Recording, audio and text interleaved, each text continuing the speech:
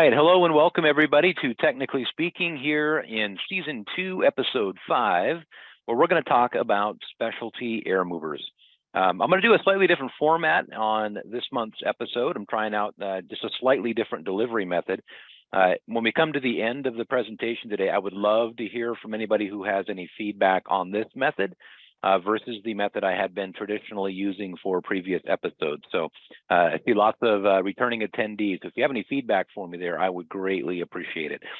Super excited to talk about specialty air movers today for lots and lots of different reasons, not to mention the fact that air movement is one of the most critical elements to properly managing a drying environment. And often overlooked. I think a lot of us think about air movement as being a very simple part of the drying process, and in reality, it's a quite complex part of the process, and part of the reason why there's so much variety in air movement that is available to us today. So before we get into that, though, let me go through the formalities. First, for anybody who's joining us for the first time, my name is Brandon Burton, and I am the Senior Principal of Industry Relations here at CoreLogic, and I will be your host for today's presentation. I'm also the chair of the ANSI ICRC standards, and a lot of what I bring in Technically Speaking, a lot of that comes from what is in the S500 standard or what stands up the information that is in the S500. So we will do a Q&A session here at the end, as we always do, and a couple of quick housekeeping items related to the Q&A. You'll note somewhere either near the very, very top of your screen or at the bottom of your screen, there should be an option there to open up the Q&A window. We don't use a chat feature on Zoom for these webinars. We use the Q&A. So if at any point you have a question about some of the information that we're discussing, or anything about water mitigation at large, anything at all, feel free to drop that into the Q&A, and at the end of today's presentation, we will go into an open kind of town hall Q&A where I'll answer anything and everything I possibly can as it relates to water damage or it relates to standards. So with all of that said, I did have a question pop into the chat, by the way, that somebody's having challenges with audio. If you could, in the Q&A, if you're receiving audio on your end, just confirm that for me so I can verify that that audio issue is isolated to one user.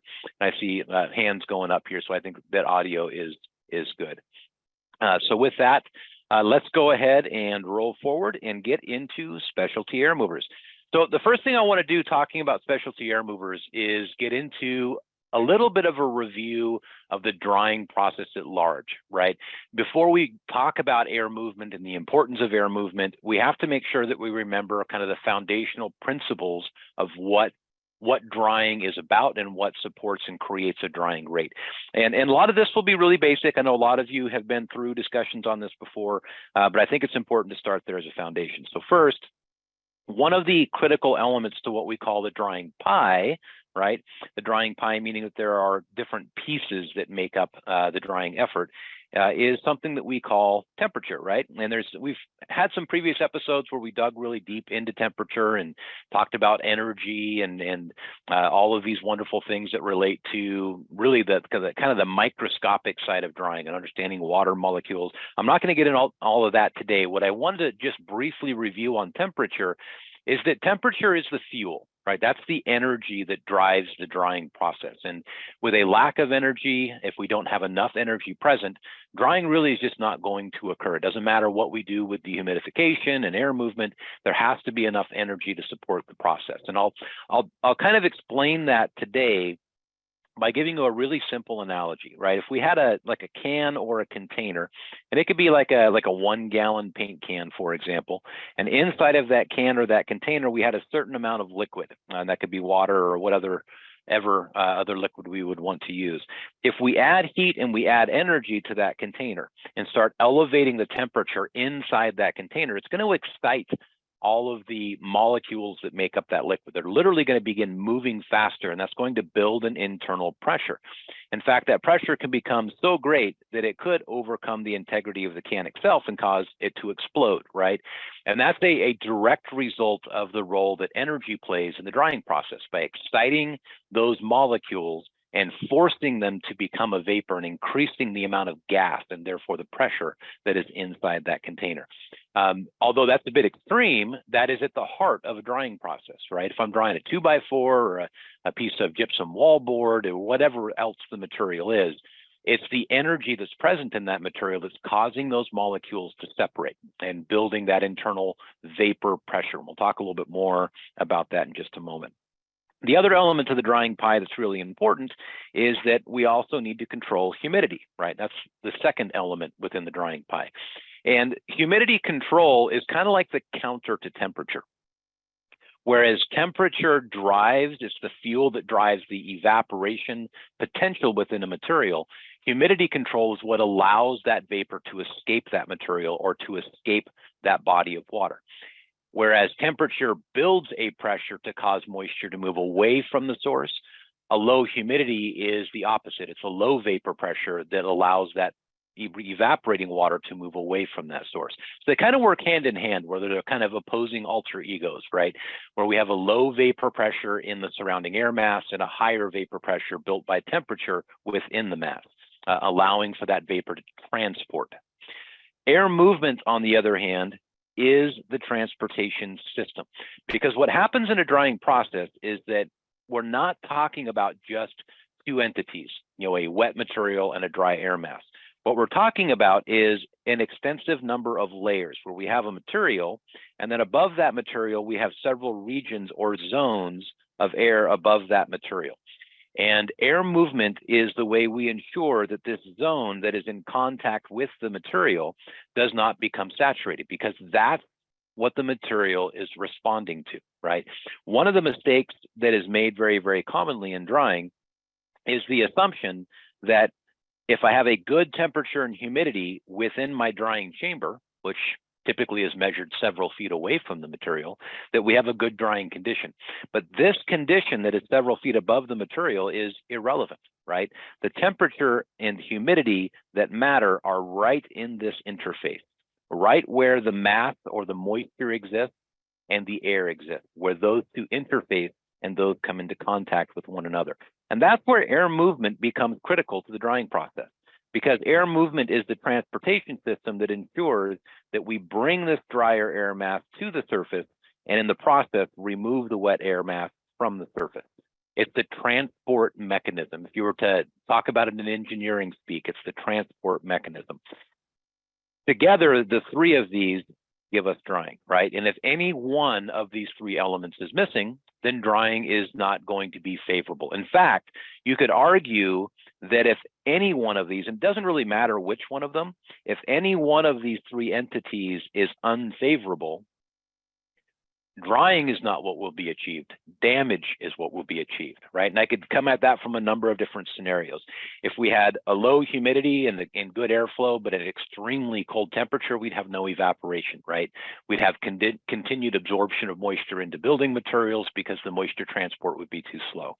If we had really good temperature and really good airflow, but also an extremely high humidity, then we're just spreading the moisture around, right? We're just causing moisture to reabsorb into other hygroscopic materials. And worst case scenario, if you had a good temperature and a good low humidity, but no airflow, you'd have high stagnant humidities at surfaces. That's called water activity, right? And that's what supports mold growth, right?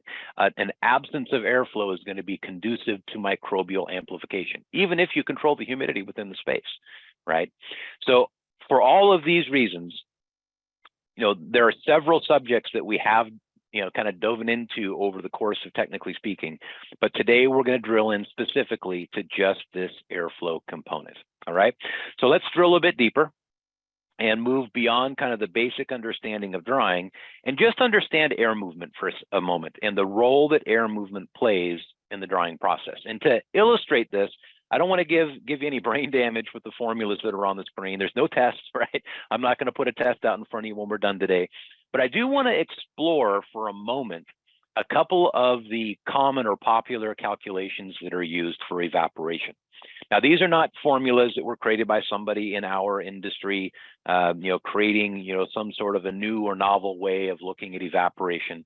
These are formulas that have been used and tested and tried over decades of time by the Environmental Protection Agency, the U.S. Forest Service, a number of different entities that would have an interest in how moisture moves in the environment, whether it's losing water from soil in a climate or an environment, or it's even loss of water from a water reservoir. These are formulas that have been tried and tested for a long, long period of time by those types of entities. So I want to dig into these and help us understand what these teach us about the drying process. All right. And to do that, we got to call out a couple of things. First of all, let's take this first formula on top for a second. This is a formula that originates with the U.S. Environmental Protection Agency, and it's a formula that they use for understanding the transpiration or the loss of moisture from soil when they're trying to understand the impact of climate and weather on just kind of the health of an ecosystem. E stands for evaporation. So this is us calculating how much evaporation there is. And the unit of measure, if you're curious, in this case is in gallons per hour. P has to do with the pressure, right? And by pressure, what we mean is the actual pressure associated with the vapor that is in that system.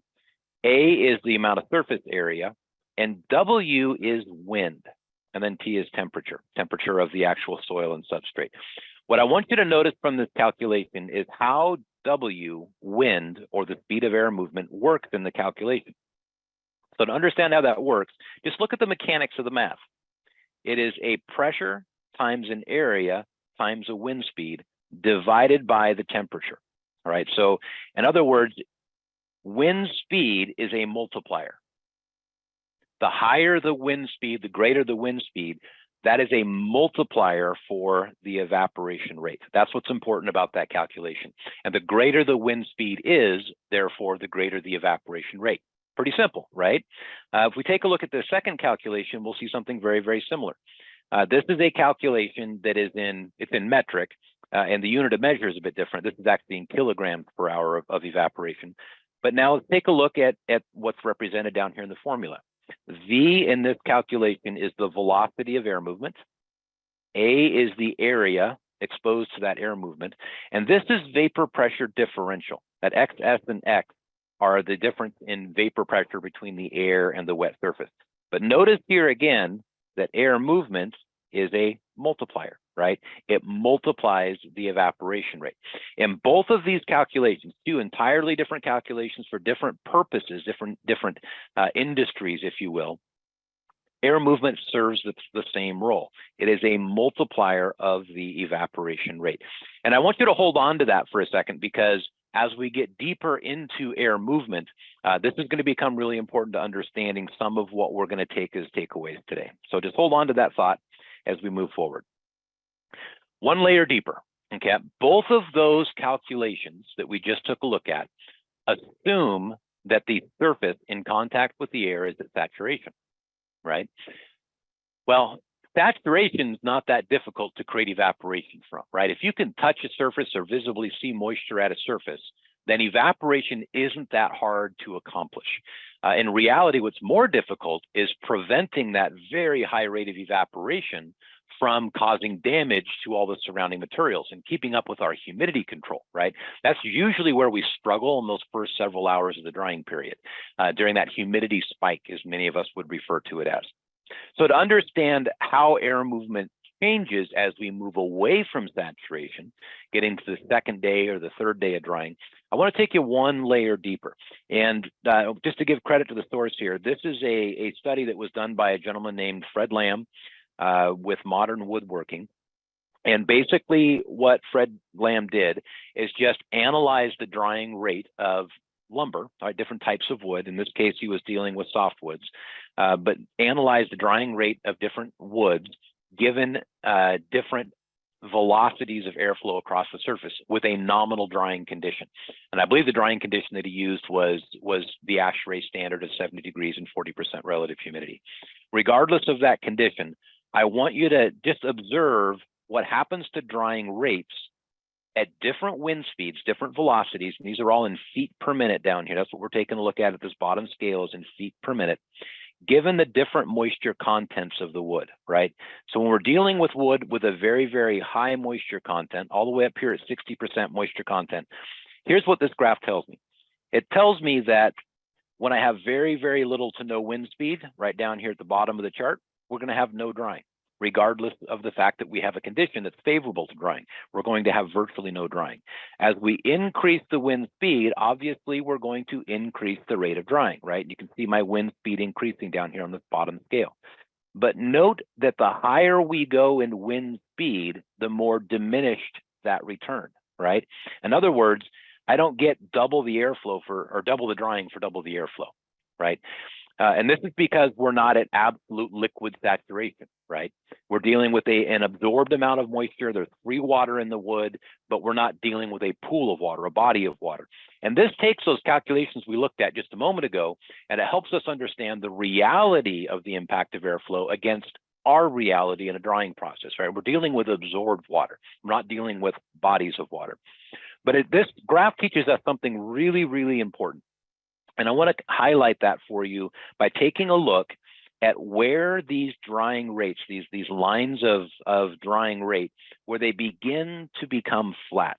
And it's really obvious down here at 20% moisture content. So notice at 20% moisture content that line is virtually and completely flat all the way across this portion of the scale. It's only down here at the very bottom where an increase in the airflow rate really has an impact on drying.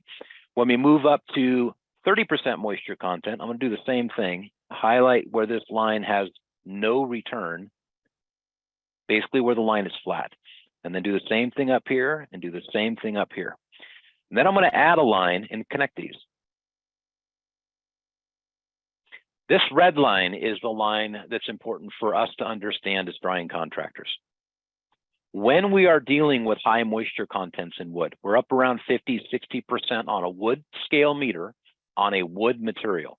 Notice that my airflow rate, where I start to get diminishing returns, that occurs up at around 1,400 feet per minute. And I'll relate that to the air movers that we use in our industry here in just a moment.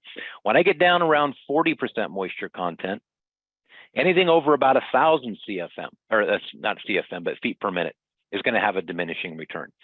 When I get down in the neighborhood of about 30% moisture content, which is key, 30% moisture content is the fiber saturation point for wood. All right, and I'll talk about why that's important here in just a moment.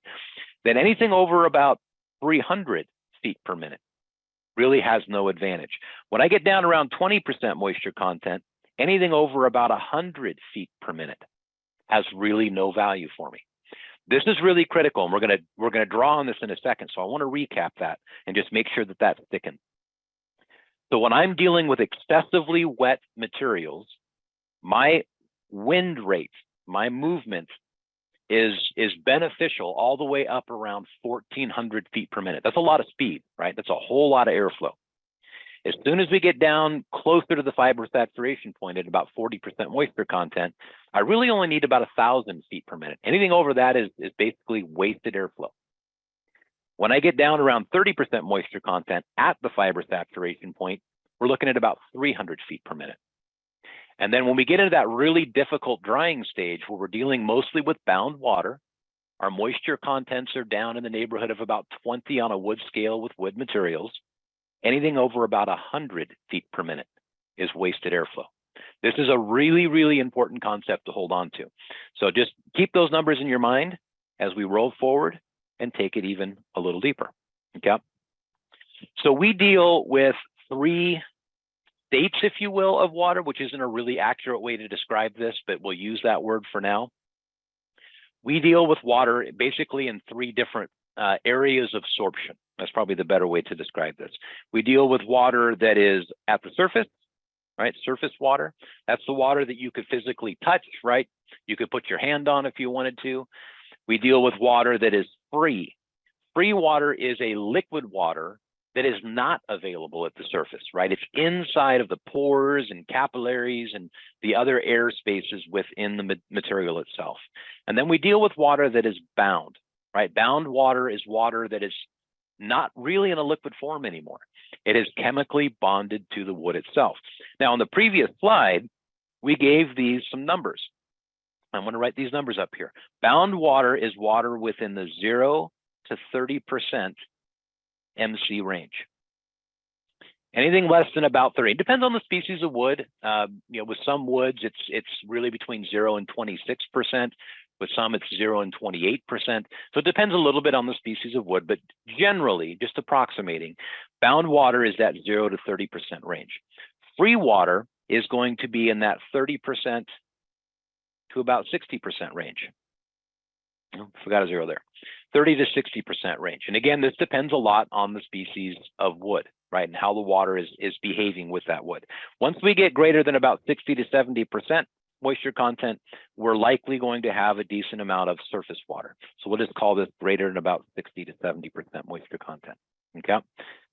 So taking that information and relaying that to the air movement rates that we discussed a moment ago, let's now transcribe those air movement rates. When I'm down in the bound water range, all I need is about 100 feet per minute. When I'm in the 30 to 60% range, that's where it's good to be at about 100 all the way up to about 1,000 feet per minute. When we get above 60 to 70%, that's where my 1,000 all the way up to about 1,800 feet per minute become advantageous, right? These are the stages that we go through in the drying process. And when you take a look at humidity, airflow, and temperature, we typically look at it as that pie where we started off on the very, very first slide, thinking that humidity, airflow, and temperature are all equal. In reality, they're not equal. In the initial stage of drying, the all-important element is airflow. And that's easy to understand now that we've gone through kind of the understanding behind the drying rates associated with different velocities of airflow. As we move into free water, air movement is still the most important, but notice how the role of humidity and the role of temperature are increasing, and the role of air movement is beginning to decrease. Then eventually, when we get into the bound water stage, air movement becomes the least influential factor, and humidity and temperature become the most influential factors. Now, the reason I wanted to start our conversation about specialty air movement today with all of this kind of science behind airflow and the science behind drying is there are several kind of takeaways that I want to make sure that you leave today's presentation with. And one of those takeaways is that if you are beginning and ending a job with the same amount of air movement, you're not effectively leveraging those resources, okay? I see a lot of projects that come across my desk for various different reasons, especially in the role that I play not only in standards, but with core logic in kind of the development of the, the applications that we produce for the industry, in particular MICA. And in the process of enhancing that product and improving that product, a lot of different scenarios and situations are kind of fed through that to see if new features, et cetera, are going to better serve your needs in the field. The reason I share that with you is in that process, I see a lot of job data.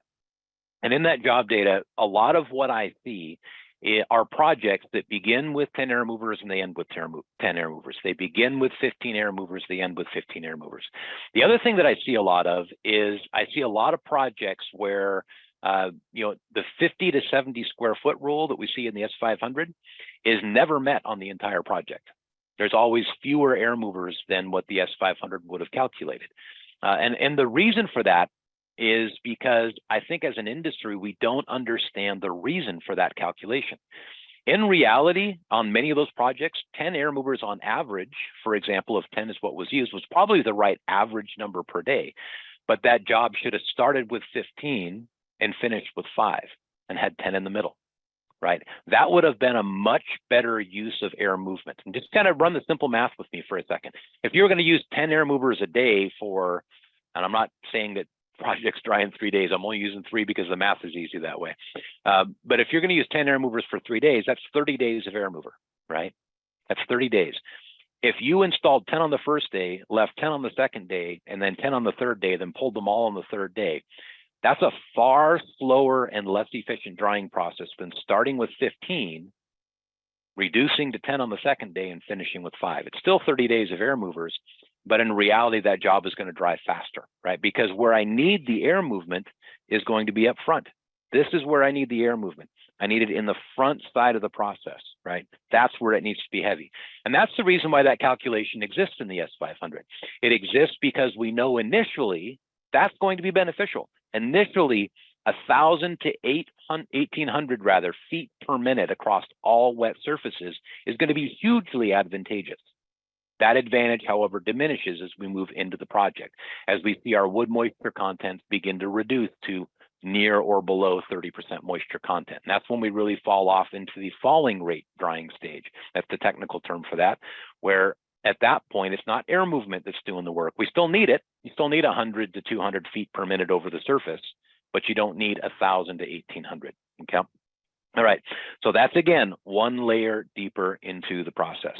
So let's move forward and let's begin talking now about different types of air movers. Now that we have all that knowledge underneath us and we've got that foundation set, I want to start digging a little bit deeper into the air movers themselves. Across the bottom of my slide here, I've got kind of the general types of air movement all represented. Let's first just kind of go through and name these different types so we all are using the same terminology to describe them. This first air mover right here is the most common air mover used in our industry. At least it had been for many, many decades. It's starting to take a second seat to the next one we'll talk about. But this is what we call the blower, right? It's a true centrifugal blower. It has the name of turbo dryer, carpet dryer, it's turbo dryer, and there's all kinds of different names for it, but it's a true centrifugal blower. This air mover is what I'm going to call, as we talk through this today, the cross trainer view of air movers, right? And if that reference doesn't make sense to you, if you're going to go to the gym, lift weights, run on the treadmill, and play some racquetball, and you don't want to change your shoes, you wear a cross trainer, right? It's not the best shoe in the world for playing racquetball, but it'll work, right? There's definitely a better shoe for that. And that's kind of the way I refer to this air mover. It's not the best air mover for virtually any application, but it's a good air mover in almost every application. All right, and we'll talk about that in some more depth and detail in a second. The next air mover here is what we call the low profile air mover. And this is the one that's very rapidly becoming the primary air mover in our industry. And there's a purpose that it is. And one of those major purposes is the fact that it is one of the best air movers for creating velocity versus the power it consumes. And we'll break into the specs here in just a moment. Then we have the low pressure axial, right? And I stress low pressure. These are axial air movers that are also have grown quite a bit in popularity over the last 10 to 15 years.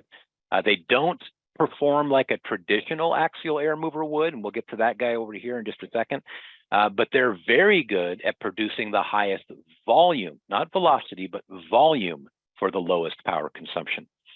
And then we have these HP variants. So it's kind of like this first guy over here, but a much bigger motor, right? And these are kind of what I call the entry-level intra-air drying systems, right? They cost a heck of a lot less than some of the intra-air drying systems, the true intra-air systems that are out there, which are these guys over here on the end. But at the same time, that comes at a cost, right? They don't have necessarily the same performance. Then we have the true vane axials, and these are ventilators, right? They're very, very good at ventilating large spaces. They're sometimes referred to as fireman fans. They're also used a lot in the safety industry for pushing high volumes of air into confined spaces, like a manhole, for example. They are kind of the specialty air mover for just moving a very, very high volume of air. But they do so with pressure so that they can get it through ducting, which means that they also draw a lot of power. And then we have the true inter-air drying systems. And these are the specialists at high pressure, right? Forcing air to move in spaces where air does not normally or naturally want to flow. So to understand the difference between all of these, let's dig a little bit into some of the specifications. And to understand those specifications, I'm going to generalize, and we're going to generalize it into 4 areas. The first area that we're going to talk about is how much volume does each one of these air movers produce. All right, and we'll just call that a V. What is the speed of that air movement or its velocity or feet per minute? What is the amp draw of that air mover? In other words, how much power does it consume? And then last but not least, how much pressure is behind that airflow, which will be important when we get into the heart of today's conversation about specialty air movers. And we'll start with this guy right over here. So in terms of volume, this first air mover is good, right? It produces a good volume. These are about 1,000 cubic feet per minute, depending on the manufacturer and the model, which puts it kind of in the middle of the pack for the amount of air that it produces. In terms of speed, they drive that volume into a relatively narrow outlet, which means in terms of velocity, they're actually quite good. They produce some of the highest velocity over the largest area of most air mover types. In terms of amp draw, they're medium. Usually you're between 3 and 5 amps of power consumption. And that doesn't sound like a lot, but when you're trying to install 4 or 5 air movers into a bedroom, and there are 3 bedrooms on that same 15 amp circuit, you're going to eat up those 15 amps really fast when you're drawing 3 to 5 amps per air mover, especially when the National Electric Code says that we can only run those circuits at about 80% of their capacity, which means your standard residential 15 amp circuit, you can only run 12 amps on that circuit continuously, safely. So 3 to 4 amps actually is quite a bit. That's a pretty high amp draw. And in terms of pressure, not the greatest. They generally generate, and I'll talk a little bit more about static pressure, but they generally generate about 1.5 inches of static pressure, which will overcome some resistance, right? It can float a carpet, right? For example, if you put the air mover under the carpet and inflate the subsurface of the carpet area, but not a substantial amount of pressure. Next, let's move over to this guy, the low pressure air mover, or the low profile air mover. A low profile air mover sacrifices a little bit on the volume. It sacrifices a little bit on the speed, right? So you are losing a little bit on volume and speed over that first air move we talked about. But where they make a gain is in having very, very low amp draw. Typically, this type of air mover is going to have somewhere in the neighborhood of about a 1 to 1.5 amp draw.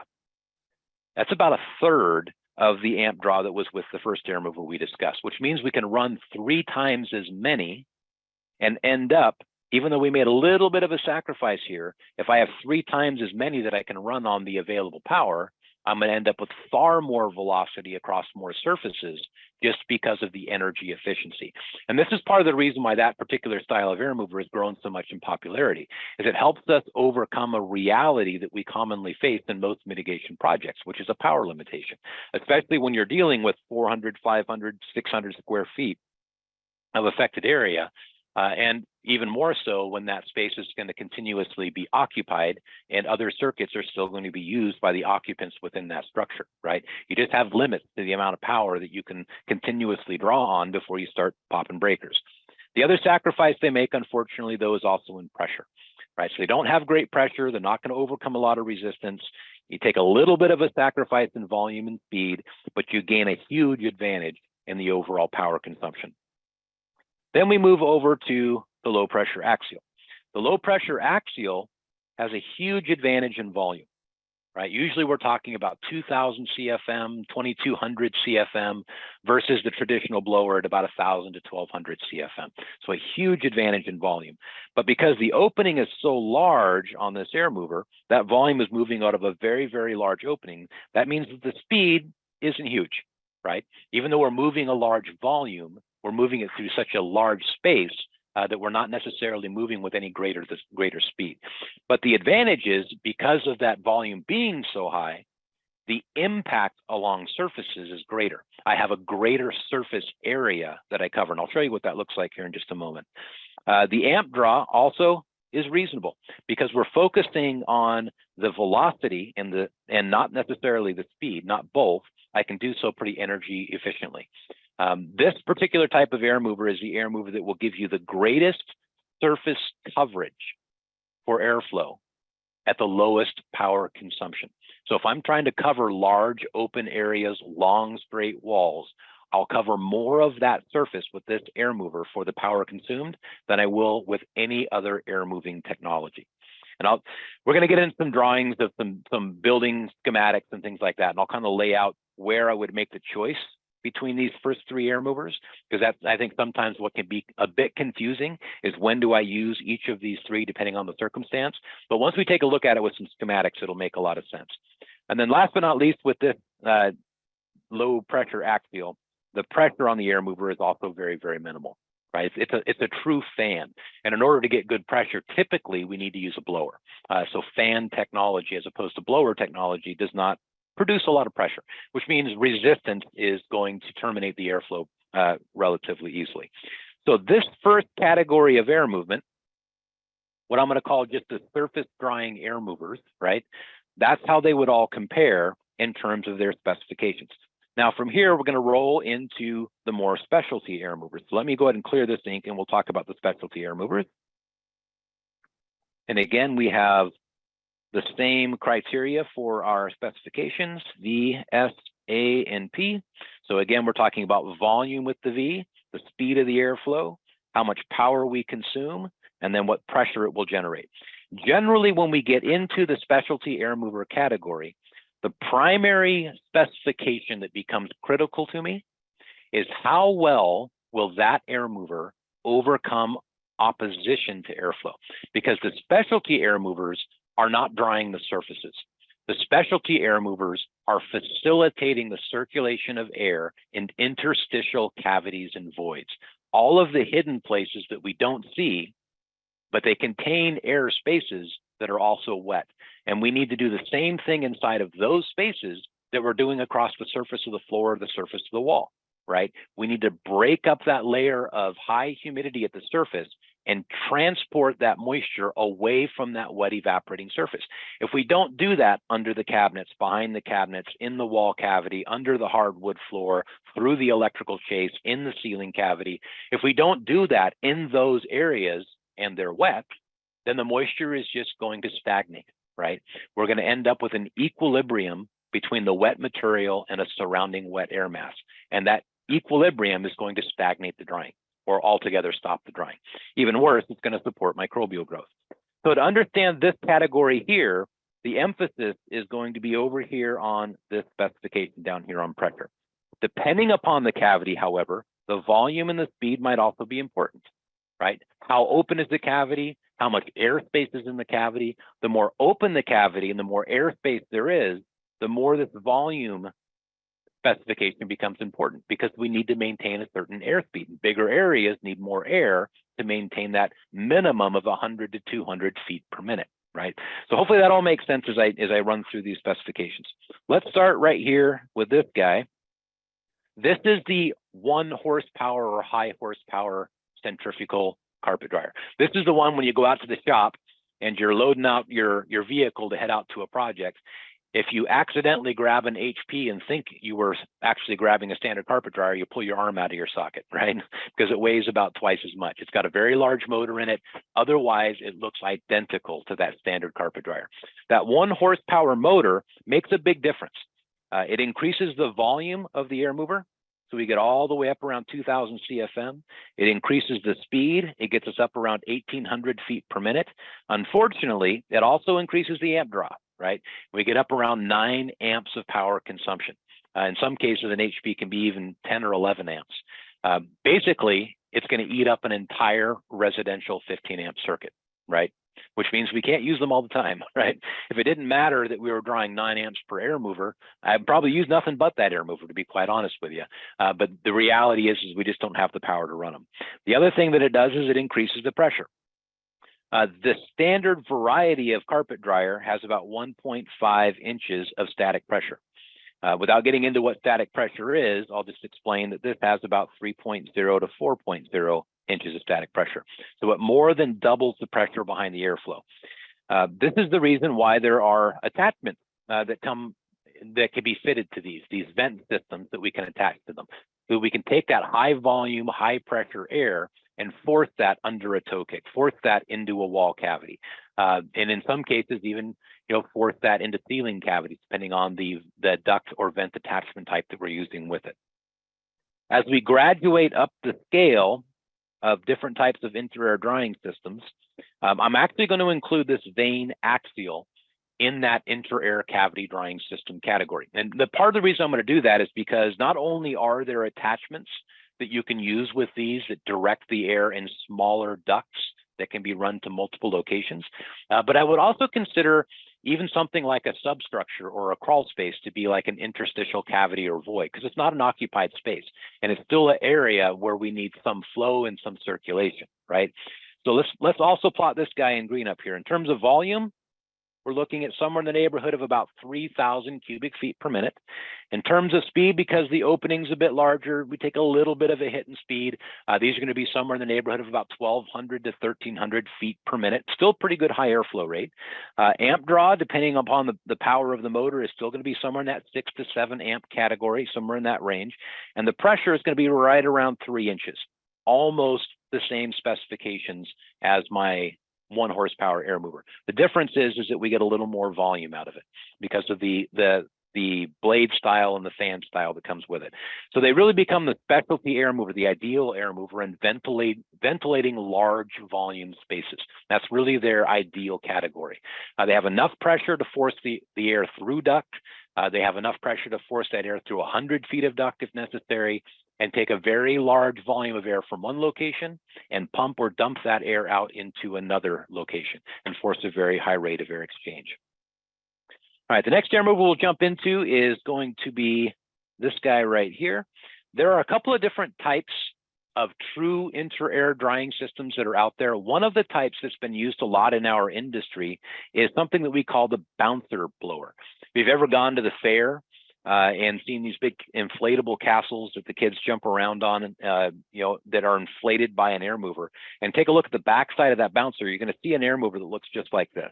It looks a little bit like a vane axial, the body of it does, this part right here, but it has a very, very different type of blower attached to the side of that large motor. In fact, the blower that's on this is very, very similar to the blower that's inside of these first 2 air movers. It's just compressed and has taller vanes. This air mover generates about 700 cubic feet per minute. That velocity is pretty good because it's coming out of a relatively small opening, although it becomes irrelevant once we duct it. The amp draw is going to be somewhere in the neighborhood of about 7 amps, and the pressure is going to be about 7 inches of static. Notice how we virtually double the amount of static pressure. That's what it takes to inflate these things that kids are standing on, right? They're jumping on. 7 inches of static pressure is enough pressure at that volume that what I inflate, you can literally stand on. And that kind of gives you a sense of understanding for how efficient an air mover like this can be at forcing air through wall cavities and behind and underneath cabinetry and things like this. Then last but not least, let's talk a little bit about the true inter-air drying system right here. And there are a couple of these that are out in the market. There are the Dry Force variant by Legend Brands. There's the Inject-to-Dry line of products that are out there by Inject-to-Dry. So there's a couple different types of these true inter-air drying systems. And these are truly specialists at this pressure category. They don't produce a lot of volume. They're usually between 100 and 200 cubic feet per minute. The speed of the airflow is completely related to the attachment you put on it. So I'm not even going to put a speed rating down here. The amp draw will range depending upon the strength of the unit, and I'll relate that here in a second, but it's going to be somewhere in the neighborhood of between about 3 amps up to about 7 or 8 amps, and I'll relate that here in just a moment. And the pressure is going to be between 60 inches of static and about 100 inches of static, all right? And the reason why my amp draw varies is because this varies, right? It kind of depends on the model that I'm using. Now, at 7 inches of static pressure, what I inflate, you can stand on. Can you imagine what we can do with 60 inches of static pressure or 90 inches of static pressure? That's a phenomenal amount of static pressure. What I often say in relation to that amount of static pressure is that when I hook this system up to a cavity, either air is going to move through the cavity or the cavity will get bigger, right? It's going to inflate. And if I can't get air to move through a wet cavity, then the air mover is going to handle the demo, right? So it's an immense amount of pressure that comes from these true inter-air drying systems. The problem is you make a really big sacrifice in the amount of air that you're moving. So it's not always the best inter-air drying system to use. I know that's a really long way of describing the differences between these air movers, but now that we're going to ground these into some actual applications, that's going to make a lot more sense, okay? All right, so let's go ahead and move forward and let's get into some actual applications here for a minute, and that'll kind of ground what we've talked about technically into some actual scenarios and some actual application. So we'll start with that first category that we talked about. We'll talk about just the general surface air movement. Really, really simple schematic of a structure, all right? What I want you to pay attention to, and this is the most common misunderstanding about air mover installation that exists in our industry today. If there's one thing you walk away from today with, walk away with this. Your air mover installation needs to use the perimeter of the space that you are drawing as a delivery system. Notice that if I trace all the way around this structure using the perimeter as a pathway, that it does not matter where I put my dehumidifier within that system. It does not matter. If I start in one location with air movement and I move that air movement all the way around the perimeter of that affected area, then the first purpose of air movement is achieved, and that's circulation. You'll verify this by taking a hygrometer reading in one location and then taking one at an opposite location. They should be the same. If these two readings are not virtually identical, you failed your air mover installation. I don't care where the dehu is. That is the first and most important purpose behind air movement. And that's the reason why the S500 says that within a drying chamber that you should have one air mover per room. And that one air mover per room is the air mover that's going to force this room-to-room circulation. This is how that air mover install will look. All right, it's going to be one of these two types. It has to be one of these two types because these two types of air movers draw the air mover in the side and force it out the front, in the side and out the front. Notice the 90-degree bend in that air movement. That 90-degree bend is critical, right? Because everywhere that we're bending this air around the wall to bring it from one room and into the next, I need that 90-degree bend. Anywhere that 90-degree bend exists, I need an air mover capable of delivering for that 90-degree bend.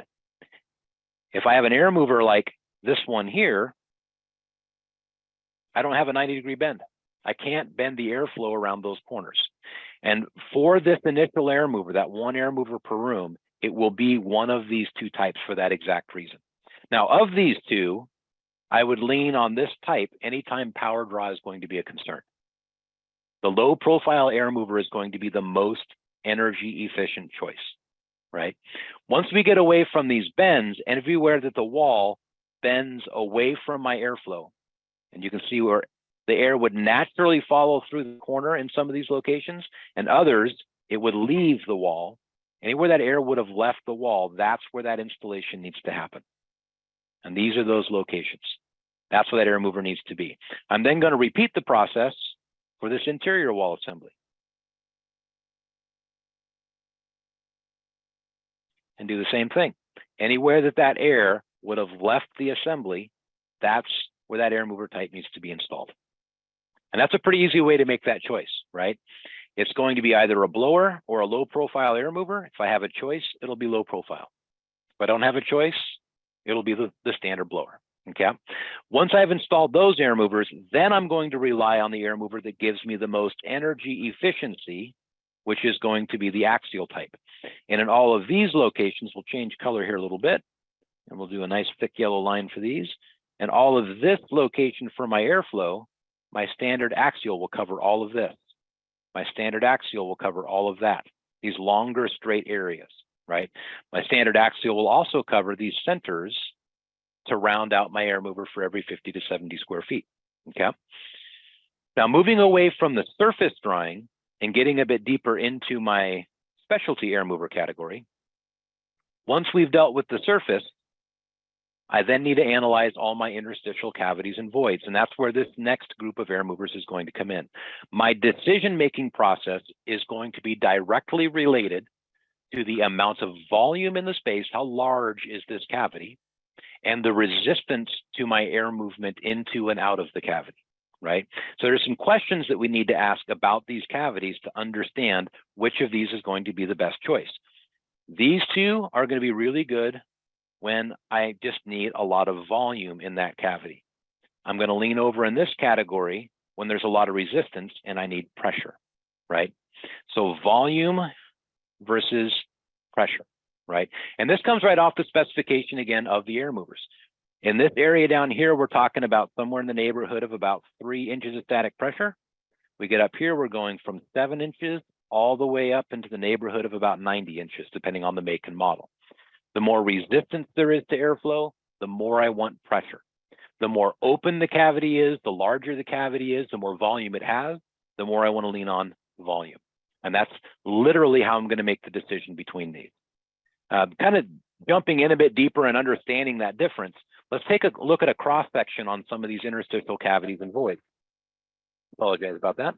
So with these interstitial cavities and voids, note that if I have an exterior wall assembly, I apologize.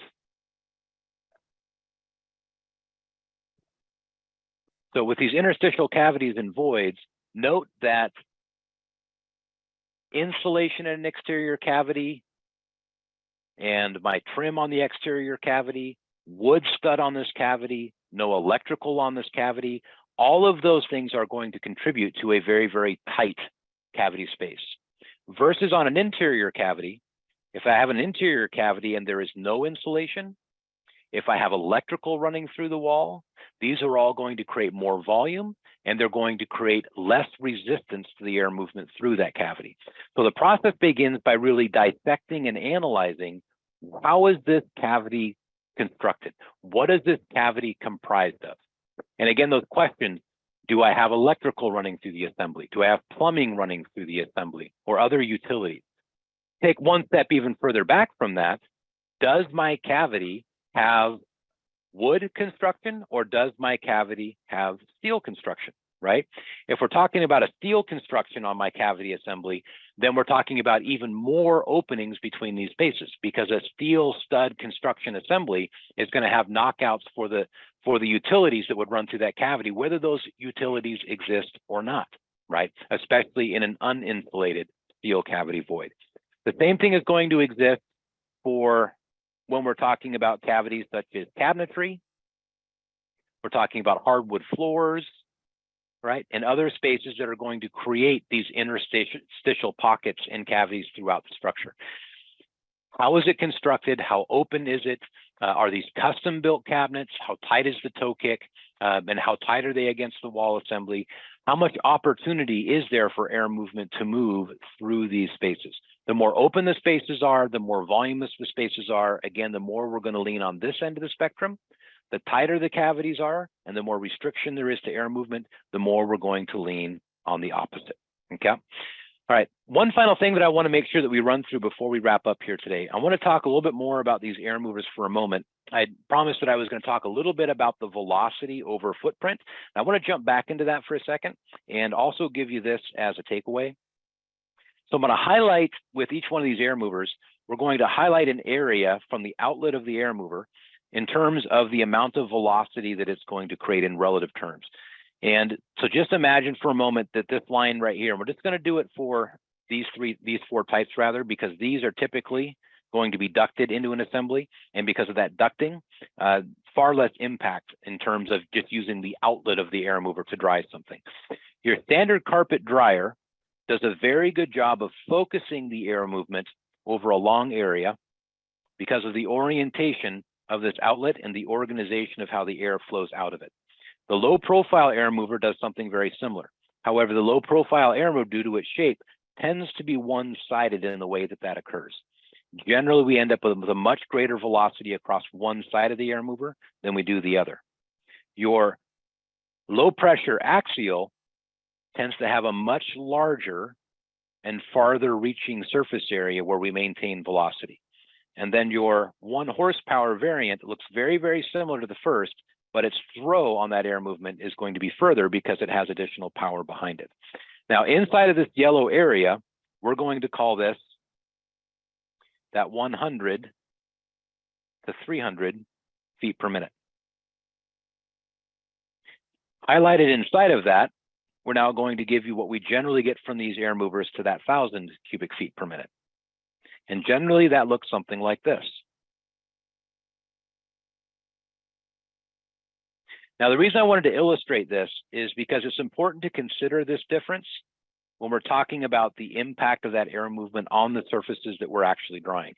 And one device that you're probably going to see become more prevalent in our industry as standards continue to progress and as we get deeper into kind of bringing more science into the drawing, is a device that actually measures that wind speed. And some of you may actually use something like this today, but that device is called an anemometer. And that device gives you an ability to measure that speed of airflow and determine how many feet per minute are actually being generated across your wet surfaces. I would not at all be surprised if in a very, kind of soon update within our industry standards, if feet per minute of airflow becomes a much broader discussion and something that's talked about a lot more. Generally in this brighter area here, we're talking about that 1,000 to 1,400, as many as 1,800 feet per minute, okay? This range right here for an air mover is generally going to be, in this category at least, about 50 square feet. And this is the reason why the S500 calculation prescribes that initially we install an air mover for every 50 to 70 square feet of affected area, right? Generally, this larger area is about 100 to 150 square feet. The reason I want to leave this with you is because as you progress through the job, one of the things I would challenge you to consider is, instead of starting with an air mover for every 70, 80, or 90 square feet, which is what we typically see in industry, which is somewhere in between this, you are going to far advantage yourself by starting air movement at that 50 to 70 square foot mark. And as soon as you start to see your material moisture readings begin to approach or drop below the fiber saturation point of approximately 30% moisture content, that's when you want to start transitioning to air movement in this range.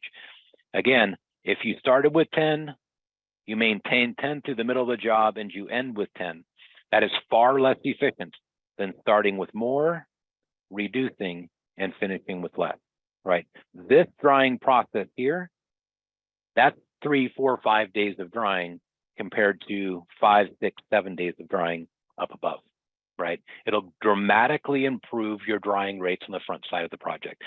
So, and I'll kind of close with this, that, the ability to make that reduction in the drying process and make those decisions, I always argue through a lot of the, kind of the discussions that I have with folks in industry, that the most valuable asset in any mitigation project is not the air mover, not the dehumidifier, right? It's not the moisture meter, it's not the $1,000 thermal hygrometer, right? It's the knowledge and the power of that technician that's on the job site making those types of decisions. That's the art, right, that we bring to the mitigation process.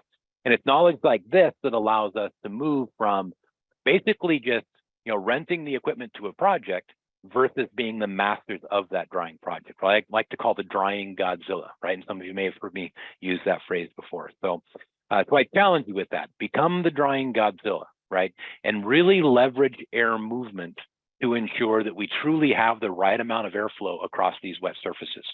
Be it 1,000 to 1,400 to 1,800 cubic feet per minute initially. Use that air mover for every 50 to 70 square feet, but do that with the understanding that you're going to fall back to that 100 to 150 square feet as the job progresses, right? And you'll become far more efficient with your drying process. So with that, we'll go ahead and wrap there. A quick closing note before we get into Q&A. Remember to go ahead and drop your questions into the Q&A, because we're going to drop into a live Q&A session here in just a moment. One of the things I would love to hear from anybody who wants to just drop it into the Q&A, let me know what you thought about the format this week, minus the phone call that I forgot to turn my phone off for. But let me know what you thought of the format. If you really like this format and kind of more this true chalkboard format, I'll definitely do more in this style. Or if you prefer the traditional PowerPoint style that we've been using. But with that, a couple closing comments before we get to Q&A. First, next month, I'm super, super excited to bring in a good friend of mine, Mickey Lee, who is going to talk with us about CAT response in water damage mitigation. Mickey is I think he was born in the middle of a hurricane. I think it's how long he's been around the cat loss environment. But he's going to come to us and share with us lessons learned in catastrophic loss response, all the way up to some of the most recent losses that he responded to in 2023. He's got a wealth of knowledge to share with you about what to consider before you mobilize, when you mobilize, while you're mobilized, and even what you need to think about afterwards to make sure that a cat loss doesn't become a catastrophic event to your business, right? It's really easy to become overextended and get yourself into a world of hurt. So please join us for that next month. That's going to be on June 20th, 10 a.m. Pacific. Still on the agenda coming up this year, we're going to get deeper into commercial water damage. I've also got a couple of folks lined up that we'll talk to about remediation topics later into the year. We're even going to get into things like trauma and crime scene cleanup with some of the foremost experts there. So we'll make sure that each month we give you a good heads up for what's coming up the next month, which again will be cat response with Mickey Lee. And don't forget, you can jump on to nextgearsolutions.com/restoration webinars and catch any of the Technically Speaking episodes that you may have missed. We've got them all housed there on the website. So with that, we're going to jump into Q&A. We've got quite a few queued up, so let me go ahead and jump right into those. The first one I have up here, Ron, I know you posted this quite a bit ago, so thank you for posting that early. Are you familiar with or how do you rate or evaluate the Viking PDS-12 pressurized wall cavity dryer? It is a heated dryer putting out 80 degrees of heat. So I'm not directly familiar with the Viking model itself. I'm not directly familiar with it. What I would be most concerned about with any wall cavity drying system is the pressure behind that system. At a minimum, if you're dealing with open, loose cavities, interior wall cavities that have some electrical running through them, at a minimum, I would want about 3 to 4 inches of static pressure at a bare bones minimum. So just make sure you've got that, right? In terms of that air mover, the one thing I do know about it is that they do house it in a standard carpet dryer body. I just don't know if the technology internally has the ability to produce that 3 to 4 inches of static pressure at a minimum. With that said, as soon as you add wall cavity insulation, there isn't electrical or plumbing running through the cavity, that's when you need to be in double digits for your static pressure, right? So make sure you add a minimum 10, 12, 13, 14 inches of static pressure, somewhere in that neighborhood. Great question, Ron, thank you. From Anonymous, when using a low profile air mover for the whole area airflow path, should it be on its side or should it be flat? That's a great question. So it depends. It depends on a couple of things. First, it depends on whether or not you're installing it at the beginning of the wet area or if you're installing it in the middle of the wet area. And let me show you what I mean by that, because it's a really good question. So if I have a wall assembly, I'm just going to draw this right here on the Q&A slide, and I'm trying to insert air movement at this point along this wall assembly to continue airflow down this wall, right? If the perimeter of my wet area is here, all right, then laying it flat so the intake is pointed up, probably not a bad idea, because what that's going to do is it's going to rather not only help with my circulation going in this direction, right, but it's also going to help with my circulation from top to bottom in the room. So it's going to give me a little bit of both of those circulation patterns. Having said that, if the air movement or the water line looks more like this, where I'm dealing with a wet area, use a thicker line here, and the entire area is affected, then I want the air mover installed on its side. And the reason I want to install it on its side is because I want to continue the flow down the wall by giving that kind of low pressure intake and then forcing air down the wall to continue. And the reason that's so important is because the hardest area to dry on that project is right here at the base of that wall. And I want to maintain the best possible velocity along that entire surface that I can. And by placing the air mover on its side and having its inlet draw along the wall while its outlet pushes along the wall is going to give you the best chances for that. And you can verify that. If you've got a vaneometer or an anemometer, just a little wind speed meter, look at the difference. It's going to be a pretty substantial difference in the wind flow rate right here if you do put it up on its side. You're going to notice a good 13, 14, 15% boost in that airflow in that particular area, because you're creating that kind of that pressure drop at the inlet that's working with the outlet of the previous air mover. Okay, great question, wonderful question. Like the format, thank you, Michael. I really like this format as well. It gives us a lot of flexibility, so I'm hoping it worked well for everybody. Thank you, Corey, for the comment and on the webinar. Your question was, what % RH does secondary damage start? I remember hearing 60% in my WRT class, but I've been hearing other numbers lately. That's a great question, Corey. As with many questions, the answer is it depends. It depends on where you live, right? If you're from Denver, Colorado, right, and you live in the mountains in Denver, Colorado, and your normal indoor humidity is 20%, then secondary damage might start at 40, right? Because you're going to get swelling of all your trim and base materials. You're going to get swelling of any solid wood finishings that are in high-end contents. Things aren't going to fit together like they're supposed to, right? Doors may no longer fit the jambs. Trim may not fit the installation along the wall. So it depends a lot on where you're from. Generally speaking, 60% relative humidity even may not be a problem if you're from Louisiana, right? And your normal indoor humidity is 60%, especially with an evaporative cooler in the middle of a swamp, right? Then at that point, even 60% may not be a problem. The real number for secondary damage as an absolute is really when we think about microbial growth, microbial damage. And that doesn't happen until we get up to about 85 to 90% relative humidity. The problem with that is that 80 to 90% relative humidity in the middle of the room, 3 feet above the floor, isn't what causes mold growth, right? It's the humidity at the surface of the material. And if you're at 81% relative humidity, 3 feet above the floor, and the floor is any colder than the middle of the room, the relative humidity will be higher at the floor. So that's part of the reason why 60% is used as a general number, is because it gives you a bit of a safety line for colder surfaces that are around you. So that 60% humidity doesn't become a 90% humidity on the windowsill, right? But generally speaking, it is just a rule of thumb. Where secondary damage starts depends a whole lot on where you're from and what that normal humidity is in that space and what those hygroscopic building materials are normally acclimated to. All right, great question, Corey. Another note from Anonymous, style using the pen, very good. Awesome, thank you very, very much. We're about to start mitigation. When would I use a mat drying system on hardwoods? My answer there is always. The mat system is by far the best, and really, to be honest with you, the only system for use on hardwood floors in drying typical hardwood floor installations in today's marketplace. There isn't a technology to replace it. There are other methods, and some of those other methods predate the use of mats, but they're not more effective than the mat. They just are older technology. By the way, if you're interested in drying hardwood floors, last month we did a special episode specifically on those mats and drying hardwood floors. So go to nextgearsolutions.com/restoration webinars, right? Pretty simple URL, and find last month's episodes, all right? And we dug real deep into the use of those mats.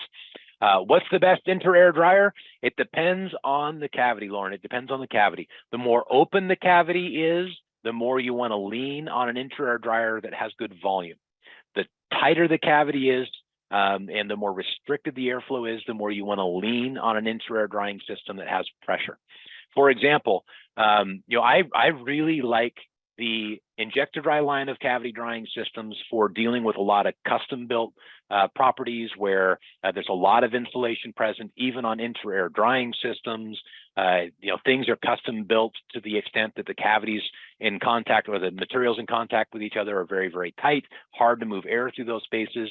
On the other hand, I really prefer the dry force system when I'm dealing with typical construction, right? Where I have, a bit looser fit, we have less insulation in our cavities, prefab cabinets that are slapped up against the wall, because we get a little more volume, a little less pressure, lower amp draw, but sometimes that's the right combination, right? So it kind of depends, and you got to kind of look a little bit at your market and where you serve with the equipment that you're using, and what you run into the most to make that decision. The simple part of it is, the tighter the cavities are that you deal with, the more you want to lean on pressure. The more open those cavities are, the more you want to lean on volume, and don't sacrifice that high amp draw, right? Great question. Danielle asked the question, if the room you're drying is hot, are you doing it wrong? It depends a little bit, Daniel, on what's in the room in terms of finishings. It also depends a little bit on just the method with which you're trying to dry materials. But I'll share this with you. If the air temperature in a room is hot, but the building materials you're trying to dry are not warm, you're definitely doing it wrong. Because the air temperature isn't what dries the material. It's the material temperature that does. In other words, it does you no good to get a living room air hot when you're drying a structure that has several layers of material over a cold concrete slab. and the moisture you're trying to dry is in the cold concrete slab. That heat's doing nothing for you. All it's doing is limiting the ability of your dehumidifiers to operate properly, because a hotter air mass is harder to dehumidify. So it depends a little bit, Daniel, on the rest of the mechanics of what's going on in that environment. Having said that, if you'd have a crawl space under a home and you heat a crawl space to 100 degrees, and it directly heats that subfloor, and the subfloor becomes 90 degrees and your living space up above is 80, that's beautiful, right? Because now the target material is warm, but the air I'm dehumidifying is not, right? So it depends a lot on where that temperature is. I will give you some limits though. I would never heat a space with finishes above 100 degrees Fahrenheit. Okay, and depending on the quality of those finishes, I may even want to set that limit down around 85 degrees Fahrenheit, depending on the quality and type of finishes that are present. Always be very cognizant, and contents for that matter, always be very cognizant of how sensitive those materials are to temperature within the space that you're working on. Just an opinion on my first time here. Love the chalkboard. Thank you very much, Christian. Greatly appreciate that. That's a good high water mark to hit with Khan Academy. I appreciate that very much, Christian. When you come to a highly saturated water loss, what is the best air mover to use? So with really high degrees of saturation and lots of surface water present everywhere, if you're dealing with a high build-out density, lots of small rooms and lots of walls, low profile air mover. If you're dealing with more of an open floor, open space format and fewer walls and rooms, then the low pressure axial. Just to give you my straight off the top answer. It's still going to be a blend of both, right? Because anywhere you need that 90-degree bend in the air movement, you've got to use either the blower or the low profile air mover. Seeing lots of comments, they like the format, which is wonderful. We'll stick with it then. Does putting an air mover on its side affect the equipment's air intake? Not the low profile air mover. It's designed to be run in both directions. If you put a standard carpet dryer on its side, you'll void your warranty. It's not intended to be operated that way. You're either going to block the intake or you're going to block the small vents that cool the motor. So don't operate those on its side. You can operate them on their back, but don't operate them on their side. Can you use drying mats on hardwood floor that is over plywood glued down to concrete with the plywood being completely saturated? You can. The challenge there is going to be to monitor the amount of moisture that is passed through the plywood down into the concrete to validate that you're not leaving trapped moisture in that concrete. It may or may not be able to draw that moisture up to the concrete. However, the mat system will effectively dry the plywood and it will effectively dry the hardwood. It's just whether or not enough moisture is transferred through the backside of that plywood through the adhesive and down into the concrete that's down beneath that. Generally, what I would advocate in a scenario like that, accurately record the moisture content in all three layers of that assembly when you start, give it 24 to 48 hours, monitor it again. And you're going to need insulated invasive pins to get all the way down into that concrete. You have to pre-drill a couple of holes and put pins in contact with the concrete beneath the plywood and hardwood. So find an inconspicuous area, somewhere that's easy to repair, but you've got to monitor the concrete beneath the plywood and validate that it's giving up moisture. Give it 24 to 48 hours at a minimum to make that verification and communicate, right? Let the property owner know, let whomever, what other stakeholders are involved know, here's what we're going to try, here's what I'd like to do, I'm going to give it 24 to 48 hours. If it makes progress, great. If it doesn't, we'll stop. And it's got to come up, right? Nice thing about doing things that way is you'll always have justification for the decision that you've made, right? So the hypothesis is X, we're going to attempt Y, and if it works, great, we'll continue with Y. If not, we'll move on to Z, right? Always have that method of making those decisions based on factual data.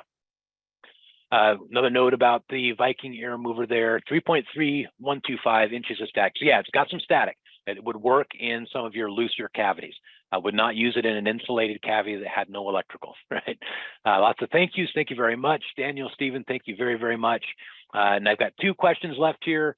One from an anonymous. Verbiage is key when billing insurance companies, for example, when using axials in lieu of centrifugal. Sometimes the tech already had axials loaded on their vans, or most equipment has already been placed, leaving the axials as our last pieces of equipment available. You know, sometimes that's the reality, right? At the end of the day, you have a certain number of resources that are available. And because we operate in an emergency response business, you have to use the resources that are available at that time of emergency, right? And that's the reality of our business. And if what's available on the truck is axial, then that's what's going to get used on the project. And I think there's absolutely nothing wrong with that being the reason that a piece of equipment gets used, is because that's what's available. The alternative is don't dry it, right? That's a far worse alternative. So I agree fully and full-heartedly with that sometimes that's just how we make the decision. At the same time, though, take that as a lesson learned, right? If you're finding more often than not that the air mover type of choice that you want is not available, and you're using another type because that's what you got more of, that should definitely inform the investment that's happening with future equipment purchases, right? So tracking what should have been used on a job versus what is used is a really important internal metric. If the only thing that you're looking at in your business is what gets used, and you're not actually tracking what should have been used against that, you may make some very ill-informed buying decisions as you continue to invest in equipment. So great comment there from Anonymous. And the last one that I see here is, can you give an example of a room that will require the mat drying system as well as air movers? Yeah, so the example there would be a room where you have a hardwood floor that is affected, and on top of that, you have moisture that is absorbed into the walls. Right? So if I've got wet wall board and wall assemblies, and I've also got a wet hardwood floor, I'm going to need to address both, right? So I'm going to need a mat system down on the hardwood, and I'm going to need air movement along the perimeter of my room. Having said that, I would lean towards that air mover for every 100 to 150 square feet, because the only thing you're trying to dry at that point is wallboard, right? We're not trying to deal with high saturation of a flooring surface.